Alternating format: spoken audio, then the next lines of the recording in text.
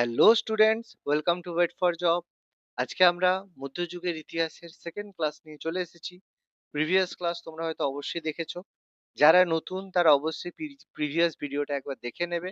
আমাদের চ্যানেলে নতুন হলে চ্যানেলটা সাবস্ক্রাইব করবে। ভিডিওটা ভালো লাগলে অবশ্যই একটা লাইক দেবে। আমরা আলোচনা করছিলাম মধ্যযুগের ইতিহাস, যেখানে দিল্লি সুলতানি, মুঘল সাম্রাজ্য, বিজয়নগর বাহমনি সাম্রাজ্যের উপরে গুরুত্বপূর্ণ প্রশ্ন উত্তর, যার আজকে আমাদের দ্বিতীয় ক্লাস। তো দেখো প্রথম প্রশ্ন কি বলেছে। দেখতে পাচ্ছ প্রথম প্রশ্ন বলেছে বুলন্দ দরওয়াজা কে নির্মাণ করেছিলেন। চারটে অপশন রয়েছে: অরঙ্গজেব, হুমায়ুন, শাহজাহান না আকবর। তো মনে রাখো, প্রত্যেকেই জানো যে বুলন্দ দরওয়াজা তৈরি করেছিলেন অপশন ডি, আকবর। তো মুঘল সাম্রাজ্যের যে তৃতীয় গুরুত্বপূর্ণ শাসক জালালউদ্দিন মোহাম্মদ আকবর, তিনি বুলন্দ দরওয়াজা তৈরি করেছিলেন। কবে? এটা বানিয়েছিলেন তিনি 1601 খ্রিস্টাব্দে, 1601। তবে অনেক বইতে আবার এটা বলা রয়েছে যে 1575। এটা কন্ট্রোভার্সিয়াল, কারণ অনেক জায়গায় বিভিন্ন বইতে বিভিন্ন ধরনের সোর্স দেওয়া থাকে। তো সেই অনুযায়ী দুটোর মধ্যে যে কোনো একটা। তবে বুলন্দ দরওয়াজা তিনি নির্মাণ করেছিলেন যে গুজরাট বিজয়ের উদ্দেশ্যে। তিনি গুজরাট জয় করেছিলেন, গুজরাট বিজয় করেছিলেন। কেন? তার কারণ গুজরাট ছিল তৎকালীন সময়ে ট্রেডের জন্য সব থেকে গুরুত্বপূর্ণ কেন্দ্র। তো সে কারণে তিনি এটাকে স্মরণীয় করার জন্য নির্মাণ করেছিলেন বুলন্দ দরওয়াজা। কিন্তু বুলন্দ দরওয়াজা কিন্তু গুজরাটে অবস্থিত নয়। এটা বেসিক্যালি তৈরি হয়েছিল, আকবরের যে ক্যাপিটাল ছিল সেটা ছিল ফতেপুর সিক্রি। প্রত্যেকেই জানো ফতেপুর সিক্রি ছিল যার ক্যাপিটাল, সিক্রি ছিল সেই সময়ের গ্রাম। সেই ফতেপুর সিক্রি ক্যাপিটাল, যেটা আমাদের অবস্থিত কিন্তু উত্তরপ্রদেশ, প্রেজেন্টলি আমাদের সিচুয়েটেড রয়েছে উত্তরপ্রদেশে, যেটাকে ভারতের সবচেয়ে বিশ্বের উচ্চতম প্রবেশদ্বারও বলা হয়ে থাকে। তো সেখানেই তিনি নির্মাণ করেছিলেন ফতেপুর সিক্রি, জালালউদ্দিন মোহাম্মদ আকবর। ওকে, চলো পরবর্তী প্রশ্নে যাওয়া যাক। পরবর্তী প্রশ্ন বলেছে যে খালসা প্রথা কে চালু করেছিলেন। খুব গুরুত্বপূর্ণ, অনেকেই শুনছো খালসা, ওয়াই গুরু খালসা। চারটে অপশন রয়েছে, এটা শিখদের আমরা অবশ্যই জানি। চারটে অপশন রয়েছে: গুরু গোবিন্দ সিং, গুরু নানক, গুরু তেগ বাহাদুর, গুরু অঙ্গদ। তো দেখো খালসা প্রথা চালু করেছিলেন কিন্তু অপশন এ গুরু গোবিন্দ সিং, যিনি ছিলেন দশম শিখ গুরু। তো বেসিক্যালি খালসা প্রথা কি ছিল? এটা গুরু গোবিন্দ সিং চালু করেছিলেন 1699, 1699 খ্রিস্টাব্দে। গুরু গোবিন্দ সিং ছিলেন শিখদের শেষ যে ধর্মগুরু। বেসিক্যালি খালসা কথার মানে হচ্ছে বিশুদ্ধ, মানে যারা শুদ্ধ হয়, বিশুদ্ধ হয়, তাদেরকে খালসা বলা হয়। এটা তৈরি করার উদ্দেশ্য ছিল যে নবম যে শিখ গুরু ছিল গুরু তেগ বাহাদুর, যাকে অরঙ্গজেব হত্যা করেছিলেন। কেন? কারণ তিনি ইসলাম ধর্ম স্বীকার করেননি। সেই কারণে গুরু তেগ বাহাদুরকে অরঙ্গজেব হাতির পায়ের তলায় চিপে হত্যা করেন, এবং তারপর থেকে শিখদের উপরে প্রচুর অত্যাচার করা হয়েছিল। শিখ মেয়েদেরকে বিভিন্নভাবে অত্যাচারিত করা হতো। সেই কারণে গুরু গোবিন্দ সিং শিখদেরকে নিয়ে একটা যোদ্ধা গোষ্ঠী বানিয়েছিলেন, সেখানে ছিল খালসা। উদ্দেশ্য ছিল যেসব মুঘলরা শিখদের উচ্ছেদ করছে বা শিখদের সঙ্গে অত্যাচার করছে, তাদেরকে রক্ষা করার জন্য এই খালসা তৈরি করা হয়েছিল। চলো পরবর্তী প্রশ্নে যাওয়া যাক। পরবর্তী প্রশ্নে যাওয়ার আগে আমাদের ওয়েট ফর জব থেকে তোমরা পাচ্ছ দুটো বিশেষ স্টাডি মেটেরিয়াল। একটা হচ্ছে বিষয়ভিত্তিক এমসিকিউ জিকে, যেখানে তোমরা পাচ্ছ ইতিহাস, ভূগোল, বিজ্ঞান, রাষ্ট্রবিজ্ঞান, অর্থনীতি এবং সাধারণ জ্ঞানের এক্সট্রা ইনফরমেশন। আরেকটা বইতে তোমরা পাচ্ছ ম্যাথমেটিক্স এর কনসেপ্ট, যেখানে অধ্যায় ভিত্তিক চ্যাপ্টার ওয়াইজ তোমরা কিন্তু সমাধান পাবে। প্রত্যেকটা অঙ্কই শর্টকাট পদ্ধতিতে তোমরা পাবে। এই দুটো বই তোমরা ইন্ডিভিজুয়ালি 250 টাকায় বাড়িতে বসে ফ্রি হোম ডেলিভারি পেয়ে যাবে। এর জন্য নিচে দেওয়া হোয়াটসঅ্যাপ নাম্বারে তোমরা যোগাযোগ করতে পারো, অথবা ডেসক্রিপশন বক্স থেকে তোমরা পিডিএফ কেনার লিঙ্ক পেয়ে যাবে। তাহলে আজকেই যোগাযোগ করে নাও ওয়েট ফর যাবে, এবং নিজের প্রস্তুতিকে চূড়ান্ত করে নাও আপকামিং ডাব্লিউবিপি কেপি এক্সামের জন্য। চলো পরবর্তী প্রশ্নে যাওয়া যাক। কি বলেছে? কবুলিয়ত এবং পাট্টা প্রথা কে প্রবর্তন করে? দেখো চারটে অপশন রয়েছে: Sher Shah, lord Dalhousie, lord Wellesley, lord Darwin. তো দেখো অবশ্যই আমরা প্রত্যেকেই জানি যে শের শাহ প্রবর্তন করেছিলেন পাট্টা এবং কাবুলিয়ত প্রথা। তো শের শাহ, যিনি সুরি ডাইনেস্টির ফাউন্ডার ছিলেন, হুমায়ুনকে যিনি ভারত থেকে বিতাড়িত করেছিলেন 1540, 1540 খ্রিস্টাব্দে তিনি হুমায়ুনকে ভারত থেকে বিতাড়িত করে ভারতের সুর ডাইনেস্টি ফাউন্ডেশন করেছিলেন। তো শের সাহেব যে ভূমি রাজস্ব, ভূমি সংস্কার যে করা হয়েছিলেন, যেটা এখনো পর্যন্ত বিভিন্ন বইতে বা বিভিন্ন এক্সামে যেটার বড় কোশ্চেন লিখতে হয়। তো শের শাহের যে ভূমি সংস্কারের মধ্যে ছিল পাট্টা এবং কাবুলিয়ত, যার মাধ্যমে সরকারের যে জনগণ রয়েছে তাদের জমির উপরে স্বত্ব একটা গৃহীত হতো। যার মধ্যে পাট্টা ছিল, যেটা সরকার কি করত, কৃষকদেরকে একটা দলিল প্রদান করত, যেখানে জমির পরিমাণ, খাজনার পরিমাণ এইসব জিনিস লেখা থাকতো। আর কাবুলিয়ত হতো কৃষকরা মানে কৃষকরা সরকারকে যে স্বাক্ষর করত, সেই প্রস্তাব যে গ্রহণ করেছে তার যে লিখিত অঙ্গীকারবদ্ধ, সেটা হচ্ছে কাবুলিয়ত। মানে পাট্টা সরকার কৃষকদের দিত, আর কাবুলিয়ত কৃষকদের সরকারকে দিতে হতো। এটা কিন্তু আজকের দিনেও আমাদের যে ভূমি রাজস্ব ব্যবস্থা কিন্তু এইভাবেই আমাদের প্রচলিত রয়েছে।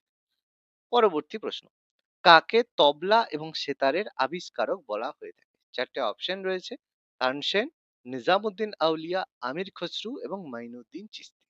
তো দেখো, তবলা এবং সেতারের যে আবিষ্কারক সেটা বলা হয় আমির খসরুকে। তো আমির খসরু, যাকে আমরা তুতি ই হিন্দ ভারতের তোতা পাখি বলে থাকি, কারণ তার যে অবদান সেটা কিন্তু ভারতে গুরুত্বপূর্ণ। তিনি একজন দ্য লেজেন্ড ছিলেন, যিনি বেসিক্যালি আলাউদ্দিন খিলজির দরবার অলংকৃত করেছিলেন। কিন্তু শুধু আলাউদ্দিন খিলজি নয়, তাকে বলা হয় সাতজন দিল্লি সুলতানের কন্টেম্পোরারি শাসক, মানে কন্টেম্পোরারি হিসেবে। তো তাকেই বলা হয় আমাদের সেতারের আবিষ্কারক। তিনি ভারতীয়, ইরানি, আরবি সঙ্গীতের মধ্যে সমন্বয় ঘটিয়েছিলেন, এবং সেই সময় তিনি যে সেতার আবিষ্কার করেছিলেন, সেই সময় সেতার বলা হতো, যার অর্থ ছিল তিন তার যুক্ত বাদ্য। তোমরা কেউ যদি সেতার দেখো, দেখবে ওখানে তিনটে তার রয়েছে, সেটাকে বলে সেতার, যেটা আমির খসরু বানিয়েছিলেন। পরবর্তী প্রশ্ন, গুরু তেগ বাহাদুরকে হত্যা করেছিলেন কোন শাসক? চারটে অপশন রয়েছে: দ্বিতীয় বাহাদুর শাহ, আকবর, অরঙ্গজেব এবং শাহজাহান। তো প্রত্যেকেই জানি, আমরা একটু আগেই আলোচনা করেছিলাম যে অরঙ্গজেব গুরু তেগ বাহাদুরকে হত্যা করেছিলেন। কবে? 1675, 1675 খ্রিস্টাব্দে গুরু তেগ বাহাদুরকে অরঙ্গজেব ডেকে পাঠিয়েছিলেন ভারতে, বা তার দরবারে ইসলাম গ্রহণ করার জন্য। তো ইসলাম গ্রহণ করার বেসিক্যালি উদ্দেশ্য এটাই ছিল যে গুরু তেগ বাহাদুর সেই সময় কাশ্মীরে যেসব হিন্দুরা ছিলেন, সেই হিন্দুদেরকে জোর করে ধর্মান্তরিত করছিল অরঙ্গজেব। তো তার বিপক্ষে তিনি কিন্তু দাঁড়িয়েছিলেন। তিনি কাশ্মীরি পণ্ডিতদের পাশে দাঁড়িয়েছিলেন, কাশ্মীরি হিন্দু যেসব পণ্ডিত, তো তাদের পাশে তিনি দাঁড়িয়েছিলেন। তো অরঙ্গজেব তাকে ইসলাম গ্রহণ করতে বলেছিলেন, যার ফলে কাশ্মীরি হিন্দু পণ্ডিতরা তাদের যে পাওয়ার, বা তারা যে রুখে দাঁড়িয়েছে সেটা না দাঁড়াতে পারে।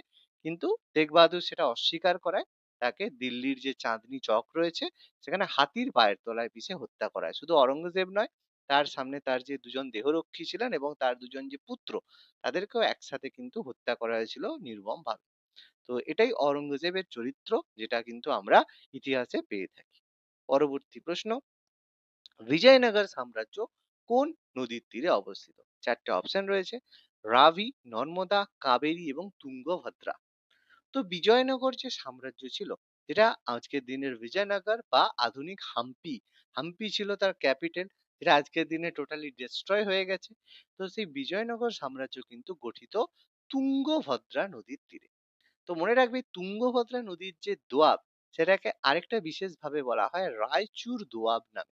তো এই রায়চুর দোয়াব ভীষণ ফার্টাইল রয়েছে। ভীষণ ফার্টাইল হওয়ার কারণে তুঙ্গভদ্রা এই রায়চুর দোয়াব নিয়ে বারবার বিজয়নগর এবং বাহামনির মধ্যে সংঘর্ষ হয়েছে। তো বিজয়নগর এবং বাহামনির মধ্যে বারবার সংঘর্ষের মাধ্যমে বিজয়নগর বারবার জয়লাভ করেছে। কিভাবে? বাহামনি সাম্রাজ্যের মধ্যে একটা অন্তর্কলহ তৈরি করার মাধ্যমে। কিন্তু পরবর্তীকালে বাহামনি যেসব শাসকরা, তারা নিজেদের ভুলটা বুঝতে পারে এবং ইউনাইট হয়ে বিজয়নগর সাম্রাজ্য আক্রমণ করে, এবং ব্যাটেল অফ তালিকোটা, তোমরা হয়তো শুনেছো, তালিকোটার যুদ্ধের মাধ্যমে বিজয়নগর সাম্রাজ্য টোটালি ডিস্ট্রয় হয়ে যায়, এবং সেখান থেকেই পরবর্তীকালে হায়দার আলী স্বাধীন নবাবের পত্তন করে। তো তোমরা প্রত্যেকে এটা সম্পর্কে পড়েছো। আরো বিস্তারিত বিবরণের জন্য কমেন্ট করো, আমরা সেই সংক্রান্ত ক্লাস তোমাদের জন্য নিয়ে আসবো। খুবই গুরুত্বপূর্ণ। পরবর্তী প্রশ্ন কি বলেছে, মনসবদারি প্রথা কে প্রবর্তন করেছিল? চারটে অপশন রয়েছে: আকবর, জাহাঙ্গীর, শাহজাহান এবং অরঙ্গজেব। তো দেখো, মনসবদারি প্রথা কিন্তু মুঘল সম্রাট আকবর তৈরি করেছে।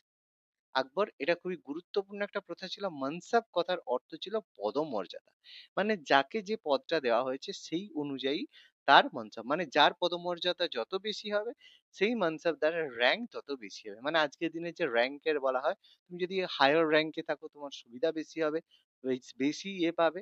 সেরকম এই মানসাব যার কাছে বেশি হতো, যে উঁচু পর্যায়ে থাকতো, যার কাছে বেশি মানসাব থাকতো তাকে মানসাবদার বলা হতো। সেরকম যারা রয়্যাল ফ্যামিলি থেকে বিলং করতেন তারা বেশি পরিমাণে মানসাব পেতেন, আর যারা একটু নিচু শ্রেণীর ছিলেন তারা কম মানসাব পেতেন। তো খুবই গুরুত্বপূর্ণ একটা প্রশ্ন, যেটা পরীক্ষায় প্রচুরবার এসে থাকে। পরবর্তী প্রশ্ন, বাংলার আকবর কাকে বলা হয়? দেখো 4টে অপশন রয়েছে: আলাউদ্দিন হোসেন শাহ, গিয়াসউদ্দিন মাহমুদ শাহ, নাসিরুদ্দিন নসরত শাহ এবং ইলিয়াস শাহ। তো দেখো বাংলার আকবর বলা হয় বাংলায় যে হুসেন শাহী, ইলিয়াস শাহী ছিল, তারপরে হুসেন শাহী ছিল, সেই হুসেন শাহী বংশের যে প্রতিষ্ঠাতা বা ফাউন্ডার, তাকে বলা হয় বাংলার আকবর।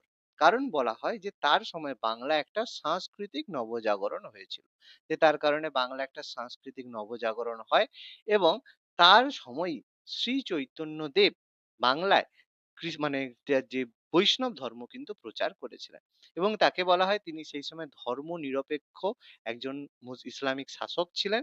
তো যাই হোক, কতটা ছিলেন কি ব্যাপার আমরা জানি না, কারণ শ্রী চৈতন্য মহাপ্রভুর যে মৃত্যু বা অন্তর্ধানের পেছনে তার একটা গুরুত্বপূর্ণ অবদান রয়েছে আমরা বলে থাকি। কিন্তু তিনি যেহেতু ধার্মিক দিক থেকে লিবারেল ছিলেন, যেটা আমাদের ইতিহাসে বলা হয়, সেই কারণে তাকে বাংলার আকবর বলা হয়ে থাকে। তো আকবর একজন লিবারেল শাসক ছিলেন, সেই কারণেই তাকে বাংলার আকবর বলা হয়। পরবর্তী প্রশ্ন কি বলেছে, কোন শাসক দিল্লিতে রাজধানী স্থানান্তর করেছিলেন? ক্যাপিটাল ট্রান্সফার দিল্লিতে করেছিলেন। 4টে অপশন রয়েছে: অরঙ্গজেব, আকবর, শাহজাহান না জাহাঙ্গীর। দেখো, অ্যাকর্ডিং টু অপশন আমাদের কাছে উত্তর হবে শাহজাহান। দিল্লিতে ক্যাপিটাল ট্রান্সফার করেছিলেন 1638, 1638 খ্রিস্টাব্দে শাহজাহান কি করেছিলেন, আগ্রা থেকে ক্যাপিটাল, তার আগ্রা থেকে ক্যাপিটাল ট্রান্সফার করেন দিল্লিতে, এবং দিল্লিতে একটা নতুন শহর তৈরি করেন যার নাম ছিল শাহজাহানাবাদ। ঠিক আছে, শাহজাহানাবাদ বা দিল্লিতে তিনি ফাউন্ডেশন করেছিলেন, এবং সেখানেই তিনি নির্মাণ করেছিলেন লাল কেল্লা বা রেড ফোর্ট, যেটা কিন্তু ক্ষমতার প্রতীক হিসেবে দেখা হয় এখনো পর্যন্ত। 26 জানুয়ারি রিপাবলিক ডে যে ফ্ল্যাগ হোস্টিং কিন্তু এখানেই হয়ে থাকে। ওকে, এবং এটাই ছিল তারপর থেকে ক্যাপিটাল। তবে যদি প্রশ্নটা এরকম হয় যে প্রথম দিল্লিতে রাজধানী স্থানান্তর কে করেছিলেন, উত্তরটা কিন্তু শাহজাহান হবে না, হবে ইলতুৎমিশ। কারণ এর আগে দিল্লি সুলতানের যে শাসক ইলতুৎমিশ, তিনি কিন্তু দিল্লিতে প্রথমবার ক্যাপিটাল ট্রান্সফার করেছিলেন, এবং আধুনিক দিল্লির যদি ফাউন্ডার বলা হয় সেটা কিন্তু ইলতুৎমিশই ছিলেন। তিনি লাহোর থেকে দিল্লিতে ক্যাপিটাল ট্রান্সফার প্রথম করেছিলেন, কিন্তু যেহেতু অপশনে নেই সেই কারণে আমরা উত্তর করব অপশন সি, শাহজাহান। বোঝা গেল? চলো আজকের লাস্ট প্রশ্ন কি বলেছে, কোন শাসক তামার জিতল এবং রৌপ্য টঙ্কা প্রবর্তন করেছিলেন? যেটা তামার মুদ্রা জিতল এবং রৌপ্য মুদ্রা টঙ্কা প্রবর্তন করেছিলেন, 4টে অপশন রয়েছে: কুতুবুদ্দিন ऐबक, সিকান্দার লোদি, ইলতুৎমিশ না মোহাম্মদ বিন তুগলক। তো মনে রাখবে যে অ্যান্সার হবে ইলতুৎমিশ। তিনি ভারতে 1211 থেকে 1236 পর্যন্ত শাসনকাল করেছিলেন। তিনি ছিলেন কুতুবুদ্দিন ऐबकेর জামাতা বা জামাই। এছাড়া কুতুবুদ্দিন আইবকের তিনি স্লেভ বা দাসও ছিলেন। প্রাথমিক অবস্থায় তিনি দাস ছিলেন, পরবর্তীকালে আইবক তার কন্যার সাথে ইলতুৎমিশের বিবাহ দেন, তার হাই মানে একটা উচ্চ ভিশনের জন্য, বুদ্ধিমত্তার জন্য, এবং পরবর্তীকালে ইলতুৎমিশই দিল্লি সুলতানের শাসক হন। তিনি প্রথম খাঁটি আরবি মুদ্রার প্রচলন করেন, যে আরবি মুদ্রা খাঁটি আরবের যে মুদ্রা, আরবি মুদ্রা তিনি প্রচলন করেন, এবং এই মুদ্রা দুটি যে চালু করেছিলেন, একটা ছিল রূপার মুদ্রা টঙ্কা, আর একটা ছিল তাম্র মুদ্রা জুতল। এটা কিন্তু দুটোই খাঁটি আরবি মুদ্রা করেছিলেন, যেটা পরবর্তীকালে দিল্লি সালতানাতে এটার মাধ্যমে কিন্তু সমস্ত ট্রেড হতো। বোঝা গেল? তাহলে চলো আজকের ক্লাসটা কেমন লাগলো তোমরা অবশ্যই কমেন্ট করে জানিও, এবং এই ধরনের যদি আরো ক্লাস পেতে চাও তাহলে আমাদের চ্যানেল ওয়েট ফর জবকে অবশ্যই ফলো করো। ভিডিওটা ভালো লাগলে অবশ্যই চ্যানেলটা সাবস্ক্রাইব করতে ভুলো না। ধন্যবাদ।